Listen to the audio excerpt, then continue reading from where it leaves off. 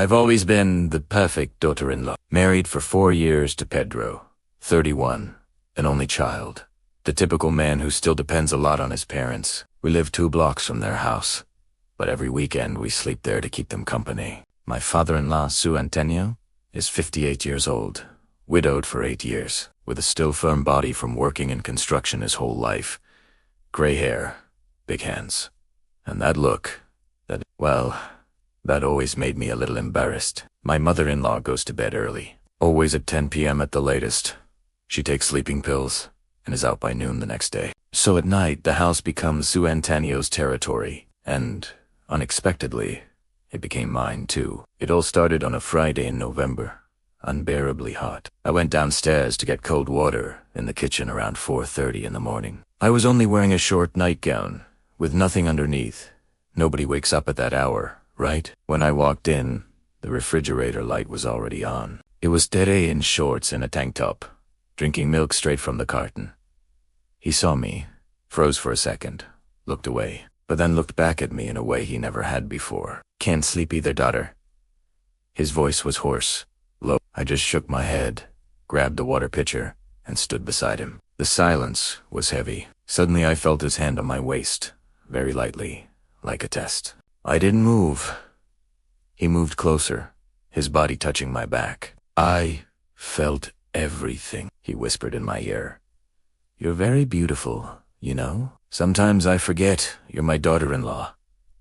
At that moment, I should have run away, but I turned my face and let him kiss me. It was a slow, experienced kiss, full of pent-up desire. His hands moved up my thighs, lifted my shirt, and I let him. He turned me around, pressed me against the cold sink, and continued kissing me while I felt his entire body against mine. We didn't go any further that night, just intense kisses and caresses until the sun began to rise. He gave me one last kiss on the forehead and said, "Tomorrow at the same time, if you want," and I wanted to. For almost 3 months, every time we slept there, I would come down at 5 a.m.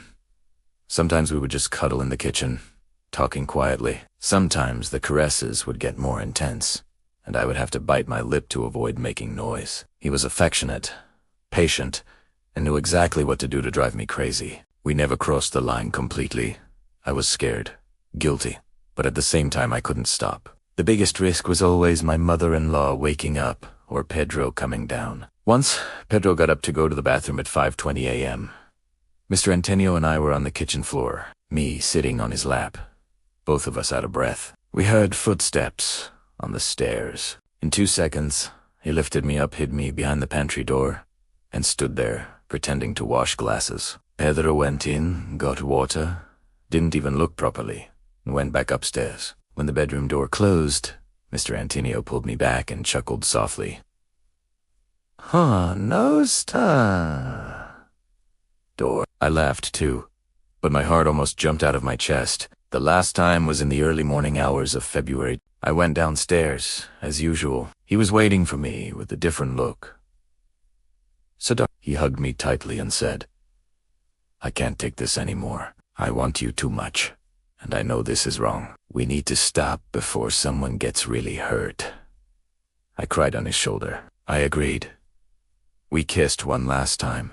A long kiss, full of everything we couldn't have. Then I went up to the room and slept embraced with Pedro, feeling an enormous emptiness. Today, when we go there for Sunday lunch, Su Antonio greets me with a normal father-in-law hug, asks about work, about Pedro, smiles. But when no one is looking, our eyes meet for a second, and we know that secret will die with us. Sometimes I think it was just a forbidden almost love that lasted 3 months, but it changed my life forever. There are secrets that we carry with us for the rest of our lives, and even though it was wrong, it was the most beautiful feeling we've ever had.